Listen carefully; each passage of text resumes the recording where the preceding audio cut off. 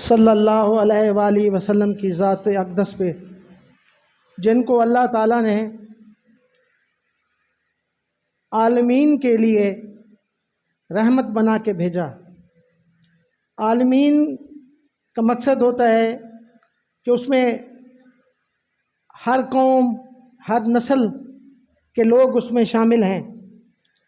وہ جیسے رب العالمین ہیں، ہندوؤں کا رب بھی اللہ ہے، عیسائیوں کا رب بھی اللہ ہے، اور کوئی بھی دنیا میں چاہے اس کو مانتے ہیں یا نہیں مانتے، رب ان کا اللہ ہی ہے۔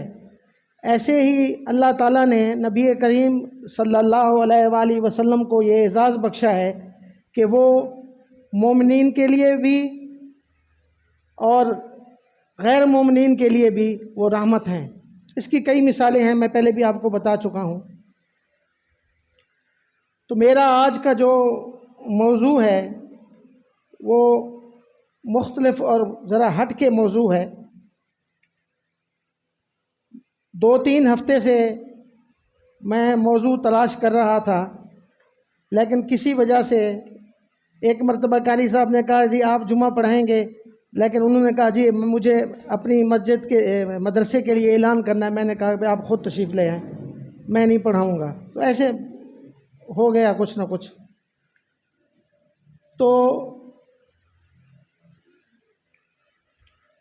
میں پچھلے دنوں ایک کتاب دیکھ رہا تھا جس کا موضوع تھا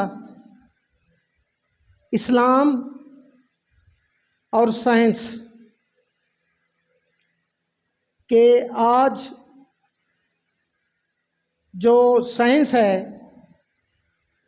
آخر یہ کہیں نہ کہیں سے ان کو کوئی نہ کہیں سے کوئی آئیڈیا تو ملا ہے نا انسان کو۔ جس پہلی سیڑھی جو ہوتی ہے وہ کہیں نہ کہیں سے ان کو ملتی ہے۔ تو اس میں ایک موضوع تھا کہ جس کو ہم کہتے ہیں براہ راست، انگریزی میں لائیو کہتے ہیں، عربی میں مباشر کہتے ہیں، اور ترکی اور ایرانی زبان میں کہتے ہیں زندہ۔ جیسے ہو رہا ہے ویسے آپ دیکھ رہے ہیں۔ تو اس میں بہت سی چیزیں ہیں میں نے دیکھی پڑھی، ان میں سے میں نے کچھ چیزیں لی ہیں کہ جو مجھے بہت اچھی لگیں اور دل کو سکون ملا ہے۔ تو میں نے کہا کہ یہ بھی ایک حصہ بناتے ہیں تاکہ آپ لوگ بھی اس بات کو سمجھ سکیں۔ یہ اللہ کے نبی صلوات و سلام صلی اللہ علیہ وسلم کے دور میں جو جنگیں ہوتی تھیں نا، ان کی 3 قسمیں تھیں۔ ایک ہوتی ہے جس کو کہتے ہیں ہم غزوات۔ غزوات کے معنی ہیں جس میں اللہ کے نبی صلوات و سلام صلی اللہ علیہ وسلم نے خود شرکت فرمائی، اور ایک ہوتے ہیں جو چھوٹے چھوٹے ہیں ٹولیوں کی شکل میں بھیج دیتے ہیں جس کو سریہ کہتے ہیں، اور ایک اور ہوتی ہے جس کو اس کا نام میرے ذہن میں نہیں آ رہا اب اس وقت۔ تو وہ غزوہ، وہ جنگ، یوں سمجھنا غزوہ تو وہ ہوتا ہے جس میں اللہ کے نبی صلی اللہ علیہ وسلم شرکت فرماتے ہیں۔ ایک ہوتا ہے سریہ جو چھوٹے چھوٹے ٹولے ہوتے ہیں۔ ایک دوسرا ہوتا ہے اس کو بھیجا جاتا ہے جس میں اللہ کے نبی صلوات و سلام صلی اللہ علیہ وسلم خود شرکت نہیں فرماتے، لیکن وہ بہت بڑا ایک جتھا، ایک بہت بڑا، یوں سمجھ لیں کہ پورے ملک کی فوج جو ہے اس میں حصہ لیتی ہے۔ تو اس میں سے میں نے کچھ چیزیں لی ہیں تو آپ حضرات کو وہ میں بتاتا ہوں۔ ہاں، اس کو کہتے ہیں معرکہ۔ تو اللہ کے نبی صلوات و سلام صلی اللہ علیہ وسلم نے اپنا ایک سفیر بھیجا بصرہ کی طرف، تو بصرہ کی جو حکومت تھی نا، یہ شام، یہ روم، ایسے بہت بڑی، جیسے آج امریکہ بابا ہے بہت بڑا، تو ویسے اردو میں رومی تھے. تو ان کا ایک جو چھوٹا سا، یعنی یوں سمجھ لیں صوبہ تھا، وہ بصرہ جیسے شام میں ہے. تو وہاں آپ صلی اللہ علیہ وسلم نے اپنا ایک سفیر بھیجا جن کا نام تھا حارث بن عمیر. جب وہ ان کے پاس پہنچے دعوت اسلام لے کر، تو انہوں نے ان کو شہید کر دیا. یہ دور جاہلیت میں بھی یہ قانون تھا کہ کسی سفیر کو قتل نہیں کرنا، چاہے کچھ بھی ہو جائے. اسلام سے پہلے بھی یہ قانون تھا، اسلام کے بعد بھی اللہ کے نبی صلی اللہ علیہ وسلم نے اس قانون کو اپنے لیے بھی نافذ کر دیا. ابھی ہماری طرف سے بھی یہ اصول ہے. تو انہوں نے سیدنا حارث بن عمیر کو شہید کر دیا. تو اللہ کے نبی آقا علیہ الصلاۃ والسلام کو جب یہ خبر ملی کہ حارث کو شہید کر دیا گیا، تو آپ بہت غمزدہ ہوئے اور آپ کو غصہ بھی آیا کہ یہ تو ایک قانون ہے دنیا کا، ہم نے تو کبھی اس کی خلاف ورزی نہیں کی، ان لوگوں نے کی ہے. تو آپ نے جہاد کا اعلان کر دیا کہ ہم حارث بن عمیر کا جو ہے رومیوں سے بدلہ لیں گے، بصرہ والوں سے. تو اللہ کے نبی صلی اللہ علیہ وسلم نے ایک لشکر تیار کیا بہت بڑا. اس میں 3000 افراد شامل تھے. تو اللہ کے نبی صلی اللہ علیہ وسلم نے اس لشکر کی تیاری کی. اس سے پہلے اتنی بڑی تعداد کہیں نہیں بھیجی گئی تھی جزیرہ عرب کے بحر. تو آپ صلی اللہ علیہ وسلم نے فرمایا اس لشکر کے سپہ سالار زید بن حارث ہوں گے. اگر زید شہید ہو جائیں تو جعفر بن طیار جو حضرت علی کے بھائی ہیں تو وہ امیر ہوں گے. اگر وہ بھی شہید ہو گئے تو عبداللہ بن رواح اس لشکر کے امیر ہوں گے. اس جنگ کے لیے نبی کریم صلی اللہ علیہ وسلم نے اپنے ہاتھوں سے سفید جھنڈا منتخب فرمایا. جھنڈا زید بن حارث رضی اللہ عنہ کو دے کر رسول اللہ صلی اللہ علیہ وسلم نے وصیت فرمائی کہ تمام مسلمانوں کے لیے، جو تمام مسلمانوں کے لیے تھی. یہ دیکھیں آج کل انسانی حقوق کے بہت بڑے دعوے دار ہیں کہ مسلمانوں پہ یہ ایک لیبل لگا ہوا ہے کہ یہ انسانی حقوق کو پامال کرتے ہیں. تو اس وقت اللہ کے نبی صلی اللہ علیہ وسلم نے اپنے جنگجوؤں کو کیا کہا، ایک وصیت فرمائی، چلو لڑائی کی طرف اللہ کا نام لے کر اللہ کے راستے میں قتل کرو. ان کو جنہوں نے اللہ سے کفر کیا ان سے لڑو اور ان سے غنیمت لو. غنیمت کی تقسیم سے پہلے کچھ مت لو، خیانت مت کرو، لاشوں کی بے حرمتی مت کرو، چھوٹے بچوں کو قتل مت کرو. دیکھیں یہ انسانی حقوق کی کتنی بڑی تعلیم دی جا رہی ہے. اس دور میں بھی اسلام اس چیز کا پاسدار تھا کہ اسلام جتنا انسانیت کی خدمت اسلام نے کی ہے کسی اور مذہب نے نہیں کی ہے. تو اس کے بعد آپ نے وصیت کے بعد دعا فرمائی اور لشکر کو سلام کیا. پھر لشکر یہاں سے نکل کر شام کی طرف چل پڑا.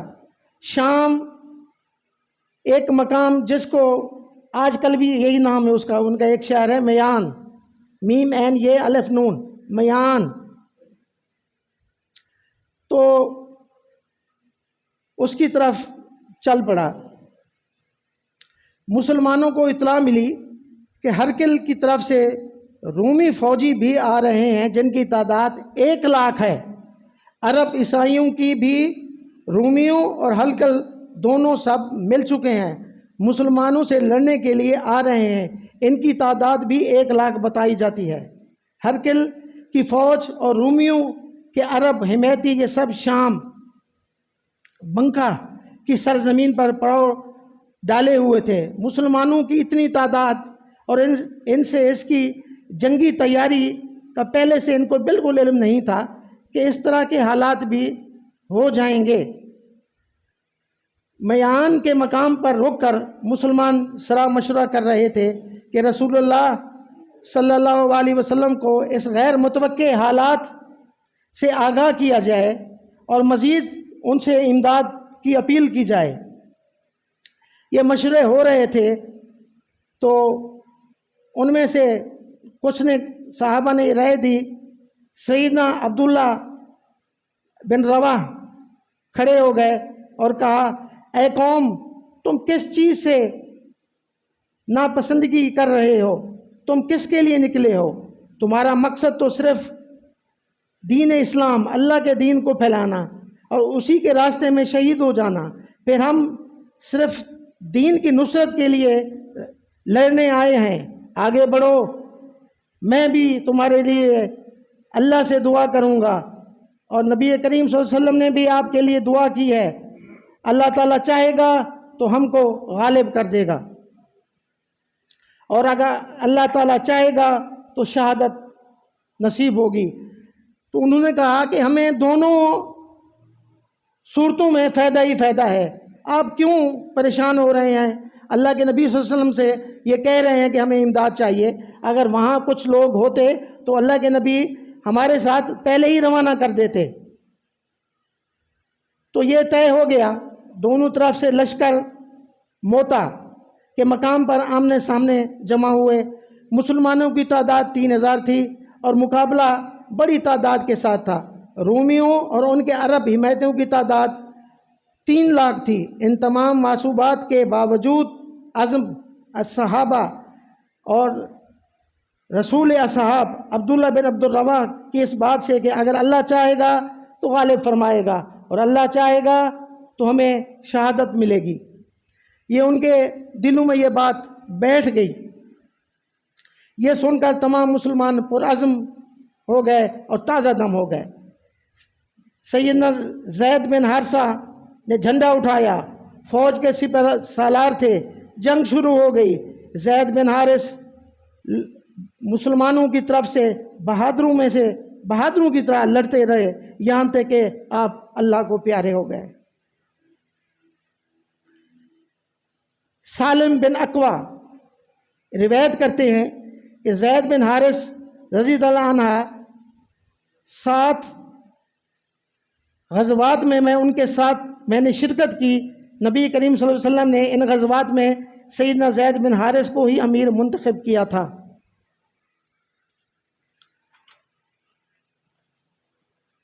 نبی کریم صلی اللہ علیہ وسلم نے فرمایا، میں جنت میں داخل ہوا، میں نے ایک نوجوان جاریہ کو دیکھا، میں نے پوچھا تم کس کے لیے ہو؟ جواب ملا، میں زید بن حارث کے لیے ہوں۔ امام ذہبی فرماتے ہیں کہ زید بن حارث کے شہید ہونے کے بعد سیدنا جعفر جو حضرت علی کے بھائی ہیں انہوں نے جھنڈا اٹھا لیا، پھر آپ لڑتے رہے، بہادری اور دلیری کے ساتھ مقابلہ کرتے رہے۔ آپ اپنے گھوڑے سے اتر گئے اور اپنے گھوڑے کو ذبح کر دیا۔ آپ جھنڈا اٹھا کر بڑی دل سے جنگ کرتے رہے اور آپ کا ایک ہاتھ کٹ گیا، سیدھا ہاتھ ان کا کافروں نے کاٹ دیا۔ آپ نے جھنڈا اپنے الٹے ہاتھ میں پکڑ لیا یہاں تک کہ دوسرا ہاتھ بھی کٹ گیا۔ آپ نے جھنڈا اپنے منہ سے اٹھا لیا یہاں تک کہ آپ کو شہید کر دیا گیا۔ اللہ تعالیٰ نے جنت میں آپ کو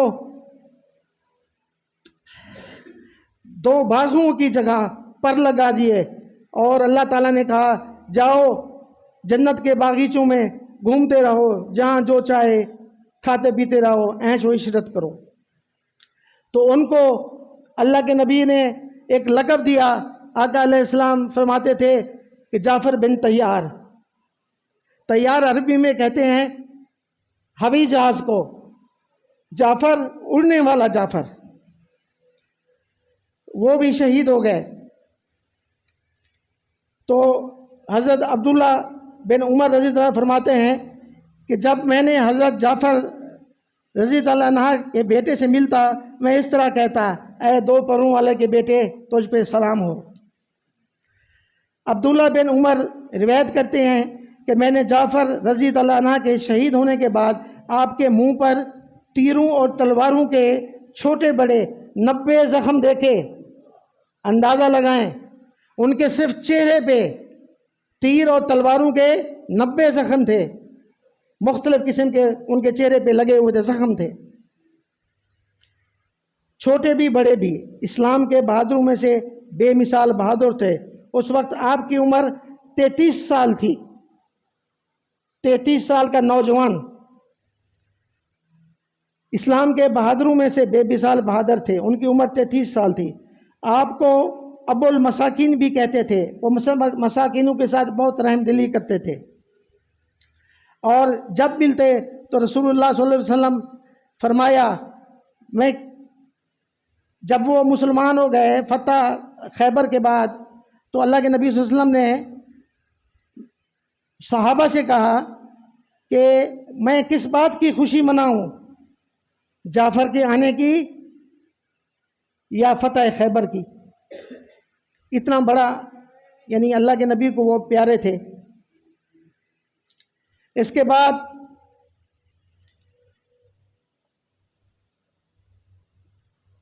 جب یہ حالات دیکھے گئے تو سب پریشان ہو گئے کہ اب کیا ہوگا۔ اس کے بعد مسلمانوں کی کمان سیدنا عبداللہ ابن رواحہ نے کی۔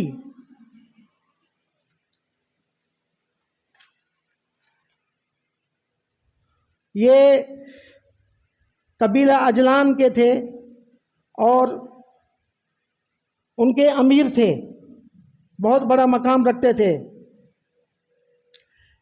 اس کے بعد وہ بھی شہید ہو گئے، تو مسلمانوں نے مشورہ کیا کہ اب کیا کیا جائے، کس کو امیر منتخب کیا جائے۔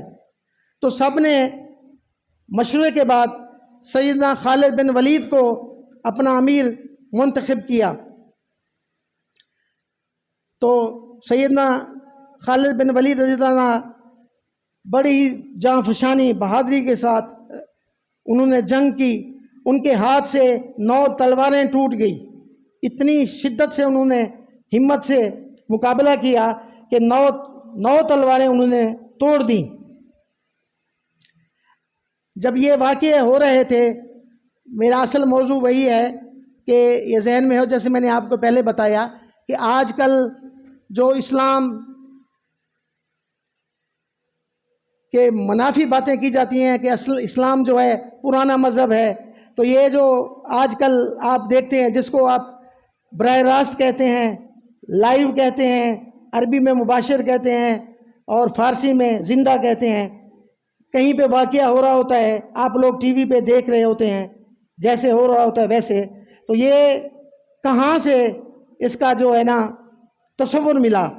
یہ جنگ موتا سے ملا۔ ابھی میں اپنے اصل موضوع کی جنگ کی آپ کو میں نے صورتحال بتائی، اور ابھی اصل موضوع پہ آ رہا ہوں کہ یہ اس کا کیسے ان کو یہ آئیڈیا ملا کہ یہ کیا چیز ہے۔ تو اللہ کے نبی صلی اللہ علیہ وسلم مدینہ منورہ میں تشریف فرما تھے جب یہ جنگ ہو رہی تھی، تو اللہ کے نبی صلی اللہ علیہ وسلم نے فرمایا کہ جھنڈا اب زید بن حارث کے ہاتھ میں ہے، وہ لڑتے لڑتے شہید ہو گئے ہیں۔ اس کے بعد جھنڈا جعفر نے اٹھا لیا، وہ بھی شہید ہو گئے۔ اس کے بعد جھنڈے کو عبداللہ بن رواحہ نے اٹھایا، وہ بھی شہید ہو گئے ہیں۔ اس کے بعد نبی کریم صلی اللہ علیہ وسلم نے فرمایا اب جھنڈا اللہ کی تلوار میں سے ایک تلوار خالد بن ولید کے پاس ہے، اللہ تعالیٰ نے ان کے ہاتھ پہ نصرت عطا فرمائی، جھنڈا خالد بن ولید نے اٹھا لیا ہے۔ رسول اللہ صلی اللہ علیہ وسلم کو اللہ تعالیٰ نے مدینہ منورہ میں بٹھا کے شام کے واقعے کو لائیو دکھا دیا۔ یہ سائنس نے آج ترقی کی ہے لیکن آج سے 1400 سال بلکہ ابھی تو 1500 سال ہونے والے ہیں کہ اللہ کے نبی صلی اللہ علیہ وسلم نے یہ تصور دیا تھا اسلام اور سائنس. اس وقت مدینہ میں بیٹھ کے آپ جنگ موتا کے حالات واقعات بتا رہے تھے. اور اس کے بعد آپ نے کہا جب یہ تینوں شہید ہو گئے تو آپ یہ سامنے صحابہ بیٹھے ہوئے تھے, سب کو یہ چیزیں بتا رہے تھے. تو جب یہ شہید ہو گئے تو رنج و غم سے آپ صلی اللہ علیہ وسلم رونے لگ گئے, اور تینوں سے رسول اللہ صلی اللہ علیہ وسلم بہت محبت کرتے تھے. کیوں نہ ہو, زید بن حارث اللہ کے نبی کے خدمت گزار تھے. جعفر رضی اللہ عنہ آپ کے چچا کے لڑکے تھے. عبداللہ بن رواح قبیلہ بنو خزرج کے سردار تھے اور شہر نبی بھی تھے. رسول اللہ صلی اللہ علیہ وسلم نے فرمایا اب جھنڈا اللہ کی تلوار میں سے ایک تلوار کے پاس ہے, یہاں تک کہ اللہ اسے فتح عطا فرمائے گا. اور سیدنا خالد بن ولید کو پھر فتح نصیب ہوئی. میرا جو موضوع تھا وہ یہ تھا کہ یہ جو آج اسلام کو کہا جاتا ہے کہ یہ پرانا مذہب ہے, جو آج آپ یہ اتنی ترقی ہو رہی ہے, آج ہوئی ہے, کتنا سا ہوا ہے یہ لائیو دیکھنے کو, تو اسلام نے 1400 سال پہلے اس کا تصور دیا تھا کہ اللہ کے نبی صلی اللہ علیہ وسلم مسجد نبوی میں بیٹھے ہیں اور جنگ موتا کے شام کے حالات بتا رہے ہیں. اب وہ یہ ہو گیا, اب فلاں شہید ہو گیا, اب فلاں شہید ہو گیا, اب فلاں شہید ہو گیا. یہ ہے اسلام اور سائنس کہ کتنی ترقی ہے. آج آ کے ہم کہتے ہیں پھر بھی اسلام کو وہ کہتے ہیں نہیں جی یہ مذہب جو ہے انسانی حقوق کی پامالی کرتا ہے, تعلیم کے خلاف ہے. یہ ہے, آپ اندازہ کریں. اس کے بعد ایک اور موضوع ہے, میں آپ کو بتاتا ہوں کیونکہ تھوڑا سا وقت ہوتا ہے. میری کوشش ہوتی ہے, مجھے بھی کبھی کبھی موقع ملتا ہے کہ آپ لوگوں کو میں وہ چیزیں بتاؤں جو علماء اکثر نہیں بتاتے یا اس کو چھوڑ دیتے ہیں, جو بھی ہے کہ نبی کی جو شان ہوتی ہے نا, وہ یوں سمجھیں کہ نبی کوئی بھی عمل کرتا ہے, کوئی بھی عمل, اس کو اللہ نے کہا ہے کہ یہ میرا عمل ہے.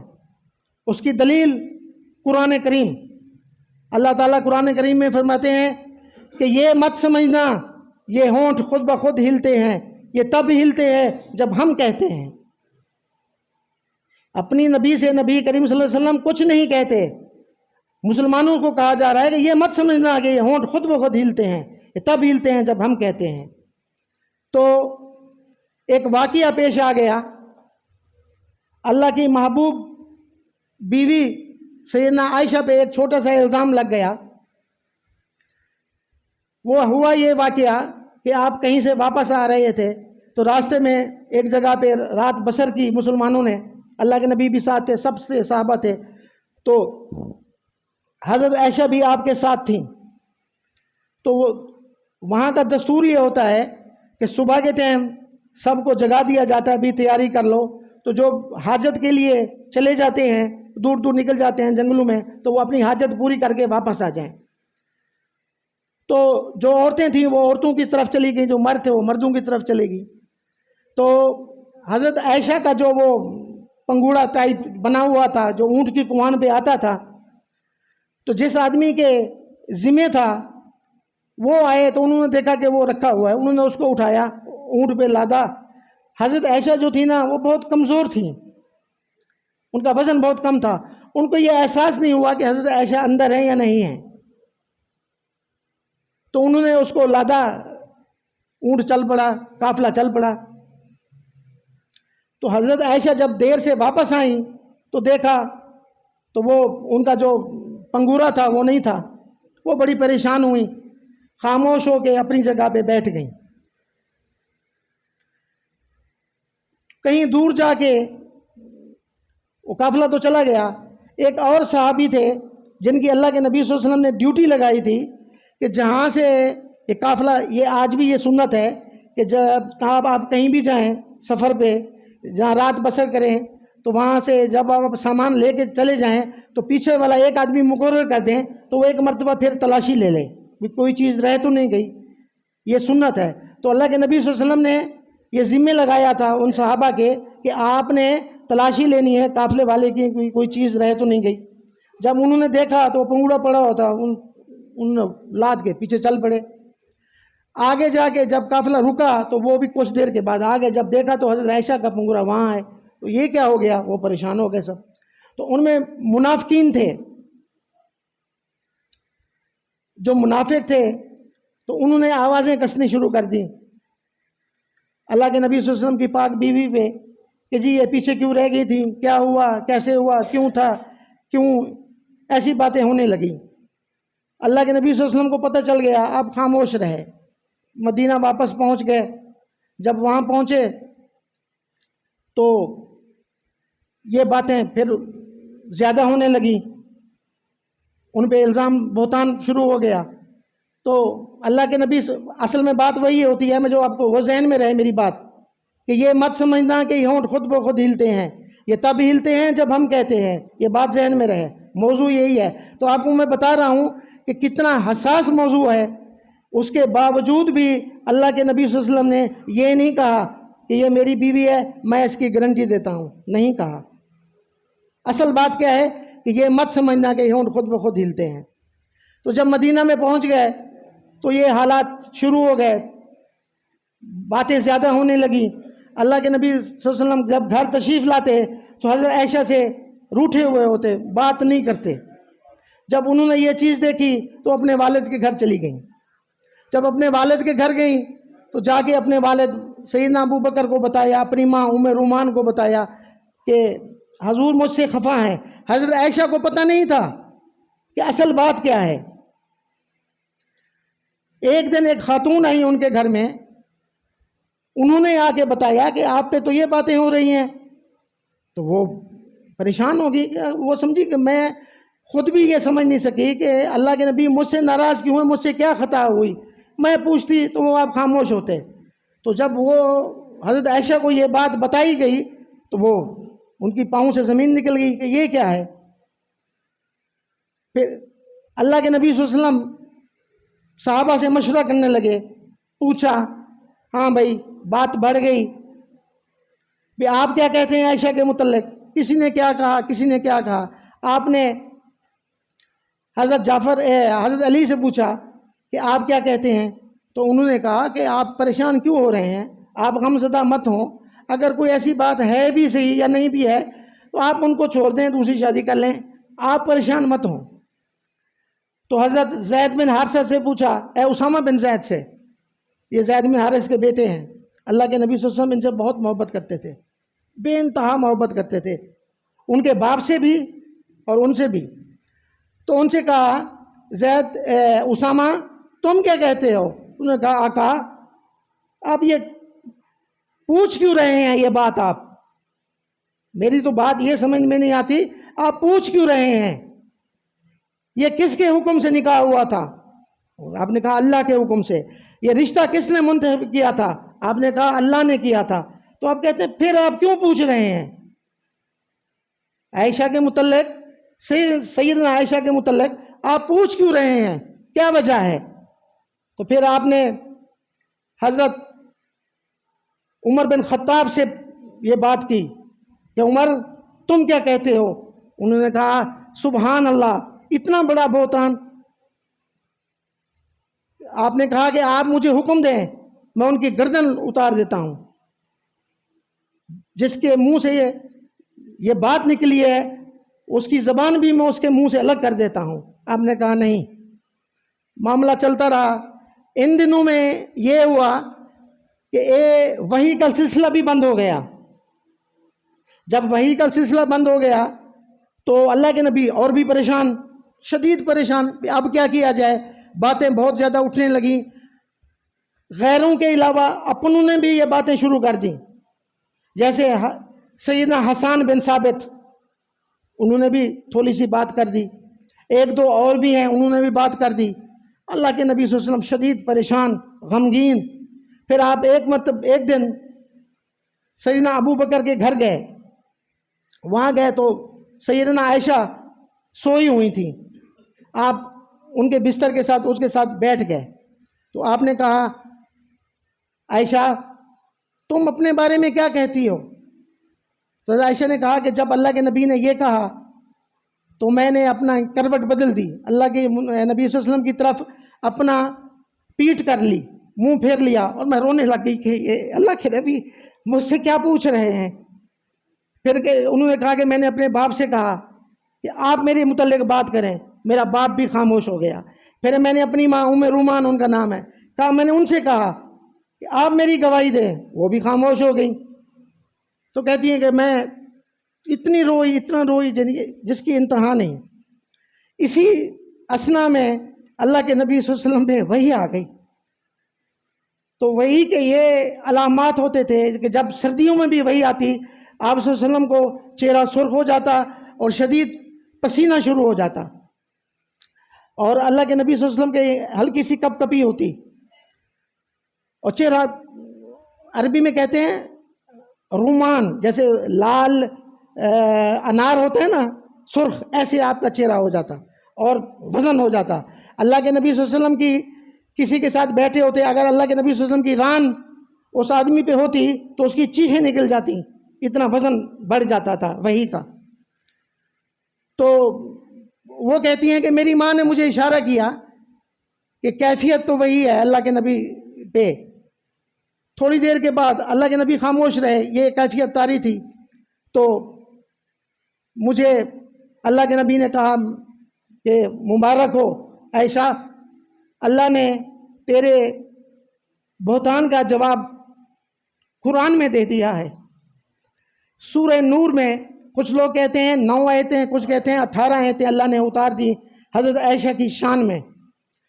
تو میرا موضوع تھا کہ اتنا بڑا حساس واقعہ ہوا، اللہ کے نبی صلی اللہ علیہ وسلم نے ایک مرتبہ بھی یہ نہیں کہا کہ میں اللہ کا رسول ہوں، یہ میری بیوی ہے، میں اس کی گواہی دیتا ہوں. نہیں، جب تک اللہ نے اس کی گواہی نہیں دی آپ خاموش رہے. تو اندازہ لگائیں کہ کتنا اللہ اپنے رسولوں پہ کتنی اپنی گرفت رکھتے ہیں، کتنا اپنا ان پہ یعنی نظام کو برقرار رکھنے کے لیے ان کی ہر قدم قدم پہ رہنمائی اور ان کی رکھوالی کی جاتی ہے. تو حضرت عائشہ کہتی ہیں کہ میری ماں نے کہا کہ اٹھو چلو اب منہ ٹھیک کرو اور اللہ کے نبی صلی اللہ علیہ وسلم کو جو ہے شکریہ ادا کرو.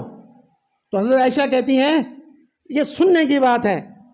تو حضرت عائشہ کو ان کی ماں نے کہا اللہ کے نبی صلی اللہ علیہ وسلم کا شکریہ ادا کرو. تو انہوں نے کہا میں اللہ کے نبی صلی اللہ علیہ وسلم کا شکریہ ادا کیوں کروں، انہوں نے تو میری گواہی نہیں دی، میں تو اس کا شکریہ ادا کروں گی جس نے میری گواہی دی ہے. انہوں نے تو مجھ سے پوچھا بھی نہیں، ایک مرتبہ ہی نہیں کہا کہ میں گارنٹی دیتا ہوں، یہ تو میرے اللہ نے مجھ پہ کرم کیا. حضرت عائشہ فرماتی ہیں کہ میں نے زندگی میں کبھی یہ نہیں سوچا تھا کہ میرے متعلق اللہ تعالیٰ سورہ نور کی 18 یا 8 آیتیں اتار دیں گے اور میری اتنی اللہ شان بلند کر دیں گے. میں یہی سوچتی تھی کہ زیادہ سے زیادہ اللہ کے نبی صلی اللہ علیہ وسلم کو وہی کے خواب میں بتا دیا جائے گا یا فرشتہ آ کے بات بتا دے گا، بات ختم ہو جائے گی. کہ انہوں نے کہا کہ میں نے سوچا بھی نہیں تھا کہ میری یہ شان ہوگی کہ میرے متعلق اللہ اپنا قرآن اتار دیں گے. آپ کہتی ہیں کہ جب میری ماں نے مجھے کہا کہ شکریہ ادا کرو، میں نے کہا میں نے ان کا شکریہ ادا نہیں کرتی، انہوں نے میرے ساتھ کیا کیا ہے، انہوں نے میرے ساتھ وفا تو نہیں کی ہے. تو کہتی ہیں کہ میری ماں نے نا، یہ زبردست بات ہے، کہتی ہیں میری ماں کو غصہ آیا، انہوں نے وہ چیز اٹھا لی، ان کے گھر میں وہ جو چھڑیاں ہوتی ہیں نا کھجور کی، وہ ایک پڑی ہوئی تھی، انہوں نے اٹھا لی مارنے کے لیے. تو کہتی ہے میں فوراً اٹھی اللہ کے نبی صلی اللہ علیہ وسلم کے پیچھے جا کے چھپ گئی. تو اللہ کے نبی صلی اللہ علیہ وسلم نے ایسے ہاتھ کیا، کہا نہیں ان کو کچھ مت کہو. تو یہ ہے، اندازہ لگائیں آپ کہ جو لوگ کہتے ہیں کہ جی یہ سنت ہے، یہ فرض نہیں ہے. بھائی جو بھی نبی کریم صلی اللہ علیہ وسلم کی زبان اطہر سے جو بات نکل گئی اس کو یوں سمجھیں کہ یہ اللہ کی وحی ہے. خود اللہ نے کہا ہے کہ یہ مت سمجھنا کہ یہ ہونٹ خود بخود ہلتے ہیں، یہ تب ہلتے ہیں جب ہم کہتے ہیں. تو آپ اس بات سے اندازہ کر لیں کہ کتنی بڑی ذمہ داری ہوتی ہے نبی پہ، اور خاص طور پہ ہمارے نبی پہ.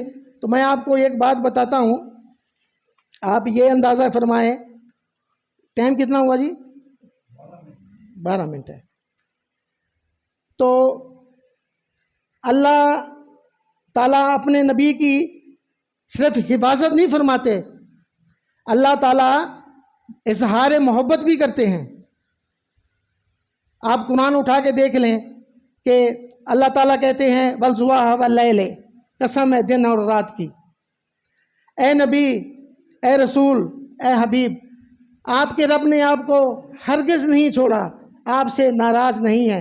जब वही का सिलसिला मुनक़ता हो जाता था ना तो आप परेशान गमगीन हो जाते थे, तो अल्लाह ताला फरमाते हैं, अल्लाह ताला कसम खा के भी कहते हैं कुछ जगहों पे, अल्लाह ताला कहते हैं फला व रब्बिक, फला व रब्बिक, इस बात को समझें, फला व रब्बिक, कसम है तेरे रब की।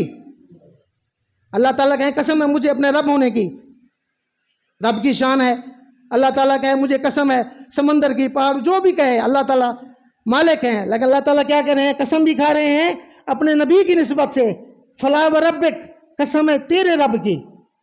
अंदाज़ा लगाएं, अल्लाह ताला कसम ना भी खाएं तो ज़रूरत नहीं है, लेकिन इस बात की पुख्तगी के लिए कि ये मत समझना कि हमारा नबी कोई बस ऐसे आप जो कहते हैं जी ऐसे ऐसे, ये नबी की शान और मर्तबा देखें।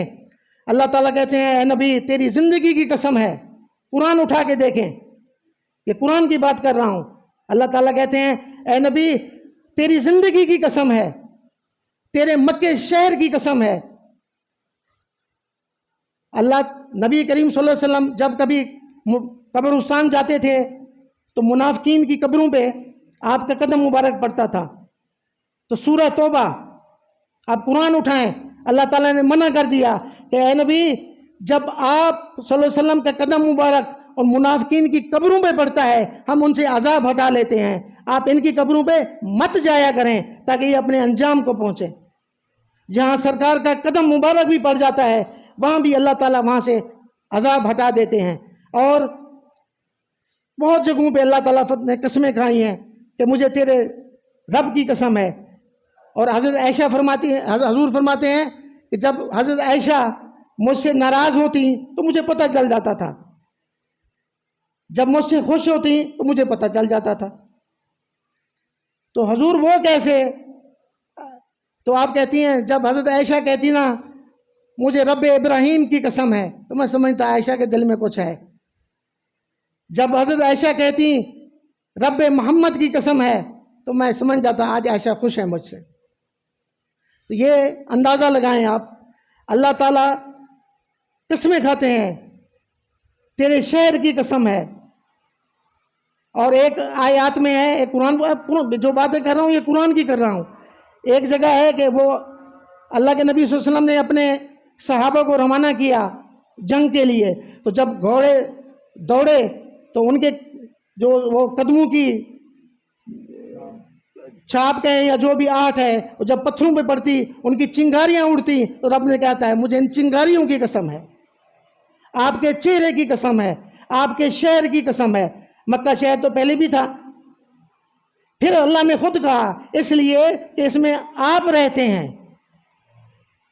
तो आप अंदाज़ा करें क्या शान है, क्या मर्तबा है।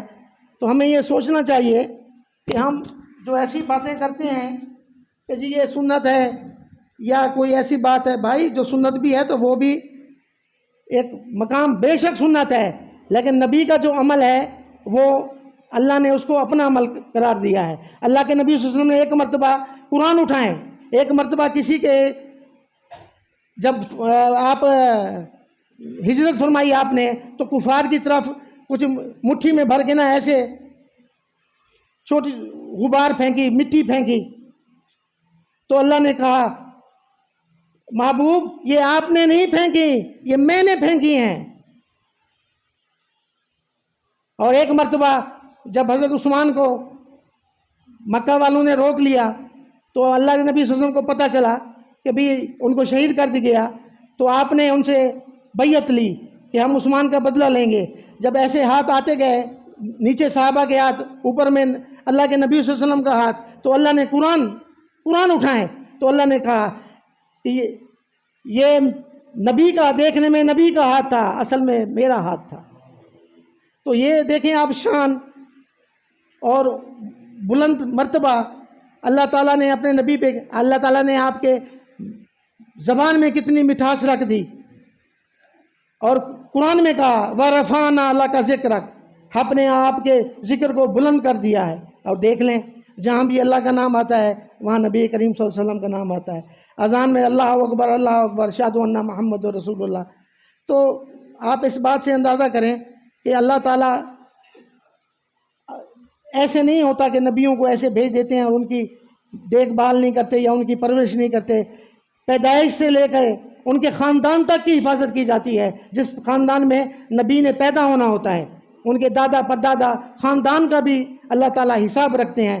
ان کا شجرہ دیکھ لیں آپ، جیسے ابراہیم علیہ السلام کے خاندان میں سے ان کے بیٹوں میں سے منتخب کیا اسماعیل علیہ السلام کو، ان سے پھر اللہ کے نبی صلی اللہ علیہ وسلم کی شاخ بنی ہے۔ تو آپ ان باتوں کو معمولی مت سمجھا کریں کہ اللہ تعالیٰ آپ صلی اللہ علیہ وسلم سے اظہار محبت کرتے ہیں جو ہیں، آپ اس بات سے تو اندازہ لگائیں۔ قسم ہے تیرے زلفوں کی، قسم ہے تیری زندگی کی، قسم ہے تیرے مکہ شہر کی، باقی کیا بچ جاتا ہے؟ اللہ تعالیٰ سے دعا ہے کہ اللہ تعالیٰ ہمیں دین کو سمجھنے کی اور اس پہ عمل کرنے کی توفیق عطا فرمائے، اور ہم سب پہ اللہ تعالیٰ اپنا کرم اور رحمتیں فرمائے۔ میں ایک طالب علم ہوں، کبھی کبھی مجھے موقع ملتا ہے، میری اللہ سے دعا ہے کہ مجھ سے جو غلطیاں ہوئی ہیں اللہ ان کو معاف کریں، جو اچھی چیزیں اللہ اس میں اضافہ فرما دیں۔ وَمَا عَلَيْنَا إِلَّا الْبَلَاغُ الْمُبِينُ۔